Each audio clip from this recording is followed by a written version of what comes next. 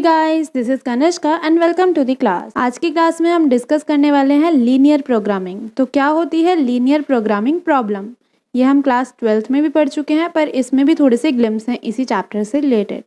तो क्या होता है लीनियर प्रोग्रामिंग? लीनियर प्रोग्रामिंग में हम रिसोर्सेज का ऑप्टिमम यूज़ करना सीखते हैं। हमारे पास हर एक रिसोर्स लिमिटेड है, उसका हम ऑप्टिमम यूज़ करेंगे। जैसे कि हमारे पास लेबर लिमिटेड है, हमारे पास अपना टाइम लिमिटेड है, हमारे पास पैसे लिमिटेड हैं। तो उसको कैसे ऑप्टिमली यूज़ करना है या ऑप्टिमम यूज़ करना है जिससे हम बिल्कुल अच्छे से सेटिस्फाई हों, तो वो हम यहाँ पे सीखेंगे।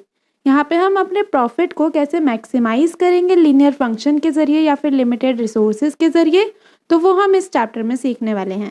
सब्जेक्ट क्या रहने वाला है इसका? मैक्सिमाइज़ करेंगे हम अपने ऑब्जेक्टिव को, मतलब हमारा ऑब्जेक्टिव रहेगा हमारा प्रॉफिट मैक्सिमाइजेशन या फिर कॉस्ट मिनिमाइजेशन। तो हम यहाँ पे प्रॉफिट को मैक्सिमाइज़ करेंगे with subject to linear constraint. और ये लीनियर कंस्ट्रेंट क्या रहने वाले हैं? ये रहने वाले हैं लिमिटेड रिसोर्सेज। ये एक छोटा सा ओवरव्यू था, हम इसके डिस्कशन डिटेल में चलते हैं। किसी भी इकोनॉमी में 2 टाइप्स ऑफ प्रॉब्लम्स रहती हैं, या फिर हम बिजनेस का ही एग्जांपल ले लेते हैं। तो एक बिजनेस अगर मैं चलाऊं तो उसमें 2 प्रॉब्लम आती हैं। एक तो या तो मुझे प्रॉफिट अपना मैक्सिमाइज करना है, ये प्रॉब्लम रहती है, और मुझे मेरी कॉस्ट मिनिमाइज करनी है। तो 2 प्रॉब्लम रहती हैं किसी भी इकोनॉमी में, प्रॉफिट को मैक्सिमाइज करना एंड कॉस्ट को मिनिमाइज करना। तो या तो हमें एक कंस्ट्रेंट गिवन होगा, मैक्सिमाइज करना है z को, z हमने कोई भी वेरिएबल ले लिया है, या फिर तो हमें मिनिमाइज करना है z को। तो ये जो है हमारे की ऑब्जेक्टिव फंक्शन हो गया। ये cost minimization and profit maximization हमारा ऑब्जेक्टिव फंक्शन हो गया। हमें लीनियर प्रोग्रामिंग में हमारा ये ऑब्जेक्टिव फंक्शन हो गया कि या तो हमें मैक्सिमाइज करना है अपना प्रॉफिट या तो हमें मिनिमाइज करनी है अपनी कॉस्ट। तो ये एक लीनियर फंक्शन का एग्जाम्पल है। तो x प्लस 2y ये हमने ऑब्जेक्टिव फंक्शन हो गया ये हमारा, कि हमें इसको मैक्सिमाइज करना है या मिनिमाइज करना है। अब देखते हैं रिसोर्सेज क्या होते हैं। तो रिसोर्सेज हमारे लिमिटेड होते हैं, फिक्स्ड होते हैं। जैसे कि मेरे पास फिक्स मशीनरी है, फिक्स मैन पावर है, या फिर फिक्स पैसे हैं, कैपिटल है, जितने मैं पैसे अपने बिजनेस में लगा सकती हूँ वो सब फिक्स है। मेरे पास फिक्स टाइम है, मेरे पास फिक्स लेबर है, मेरे पास फिक्स टाइम पीरियड है। तो ये सब होते हैं लिमिटेड रिसोर्सेज, लिमिटेड या फिर तो फिक्स्ड रिसोर्सेज होते हैं। एंड इसी को हम लीनियर प्रोग्रामिंग में कंस्ट्रेंट लेके चलेंगे कि क्लोज एंडेड रहने वाले हैं लीनियर प्रोग्रामिंग में, या तो greater than equal to, less than equal to, या फिर इक्वल टू। तो ये कैसे होने वाले हैं? ये जो हमने लीनियर फंक्शन लिया था हमारे लास्ट वाले ऑब्जेक्टिव फंक्शन में, तो ये हमारा ऑब्जेक्टिव फंक्शन हो गया, लीनियर फंक्शन हो गया। इसको हमें मैक्सिमाइज करना है। ये हमारा प्रॉफिट फंक्शन है, इसको हमें मैक्सिमाइज करना है। तो x plus 2y is greater than equal to 5। ये हमारा एक कंस्ट्रेंट लग गया कि मेरे पास अगर लेबर 5 ही हैं तो मैं उससे ज़्यादा दे ही नहीं सकती, तो ये रहना चाहिए इससे ज़्यादा। ये हमारी यहाँ पे कंस्ट्रेंट लग गया लेस देन इक्वल टू 7, और यहाँ पे एक कंस्ट्रेंट लग गया इक्वल टू 4। तो ये जो कंस्ट्रेंट है ये हमारे रिसोर्सेज हैं, लिमिटेड रहेंगे, फिक्स रहेंगे, और ये कंस्ट्रेंट क्लोज एंडेड रहेंगे।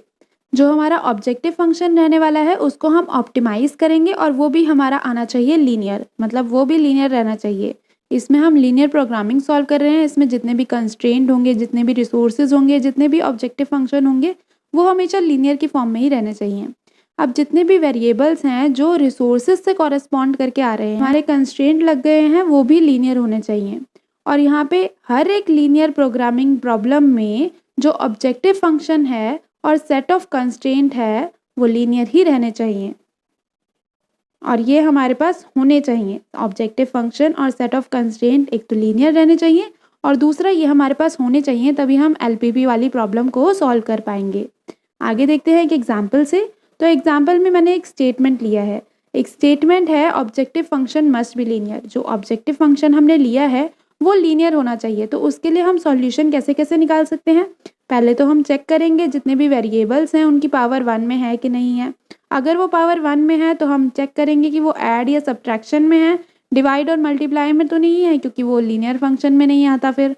तो ये हम चेक करके उस स्टेटमेंट को प्रूफ करने की कोशिश करेंगे। जितने भी कंस्ट्रेंट हैं वो भी लीनियर होने चाहिए इस केस में, और वो रहेंगे क्लोज नेचर के, क्लोज एंडेड रहेंगे ये, या तो ग्रेटर देन इक्वल टू, या तो लेस देन इक्वल टू, या तो इक्वल टू। अब देखते हैं फिजिबल सॉल्यूशन क्या होता है। अब इस प्रॉब्लम का हम सॉल्यूशन निकालेंगे। तो एक तो होता है फिजिबल सॉल्यूशन, दूसरा होता है ऑप्टिमल सॉल्यूशन। तो फिजिबल सॉल्यूशन क्या होता है?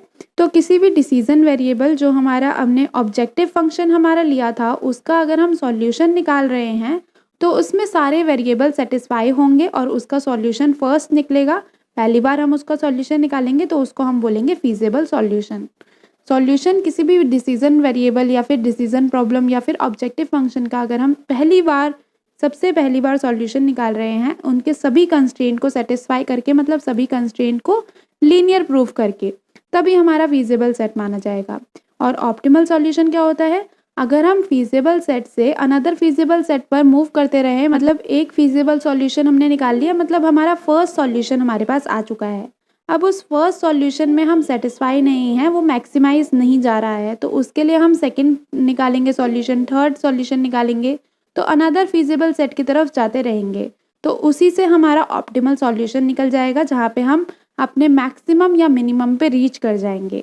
जैसे ही हम ये फीजिबल सॉल्यूशन के स्टेप को रिपीट करते करते मैक्सिमम और मिनिमम पे पहुंच जाएंगे, उसी को हम ऑप्टिमल सॉल्यूशन बोलते हैं। तो ये प्रॉब्लम कुछ ऐसी रहेगी कि हमें लीनियर प्रोग्रामिंग मिलेगी, सॉल्व करने के लिए प्रॉब्लम रहेगी फर्स्ट उसका सॉल्यूशन निकालेंगे, उससे हम सेटिस्फाई नहीं हैं, पर उसमें सभी कंस्ट्रेंट सेटिस्फाई होने चाहिए, हम सेटिस्फाई नहीं हैं। फिर उससे हम सेकंड सॉल्यूशन की तरफ जाएंगे, उसमें भी सभी कंस्ट्रेंट सेटिस्फाई होने चाहिए, पर हम सेटिस्फाई नहीं है, तो हम थर्ड की तरफ जाएंगे, फोर्थ की तरफ जाएंगे, एन नंबर ऑफ स्टेप्स की तरफ जा सकते हैं हम। उसके बाद जो एक सॉल्यूशन निकलेगा जिससे हम भी सेटिस्फाई फील करेंगे, या तो वो मिनिमम होना चाहिए या तो वो मैक्सिमम होना चाहिए, जो भी क्वेश्चन की रिक्वायरमेंट है, तो उसी को बोलते हैं ऑप्टिमल सॉल्यूशन। मतलब हम इन सभी फीजिबल सॉल्यूशन से गुजर कर ऑप्टिमल सॉल्यूशन की तरफ पहुंच गए हैं। तो फीजिबल सॉल्यूशन, जितने भी सॉल्यूशन होंगे प्रॉब्लम के, वो स्टेप्स रहेंगे, और जो ऑप्टिमल सॉल्यूशन है वो उसका डेस्टिनेशन रहेगा। अब आगे चलते हैं। तो इस यूनिट का बेसिक गोल यही रहने वाला है कि ऑप्टिमाइजेशन प्रॉब्लम को हमें फाइंड करना है, मतलब ऑप्टिमाइजेशन प्रोसेस से हमें प्रॉब्लम्स को फाइंड करना है। या तो हम वेरिएबल्स को मैक्सिमाइज कर सकते हैं या तो हम मिनिमाइज कर सकते हैं किसी भी फंक्शन को, और उसके सारे कंस्ट्रेंट हमें सेटिस्फाई करने हैं। तो यही बेसिक गोल रहेगा इस यूनिट का। देन आज के लेसन में इतना ही। आपको ये कॉन्सेप्ट अच्छे से क्लियर हुआ है? नेक्स्ट वीडियो में मिलते हैं। Till then bye, keep learning, keep growing.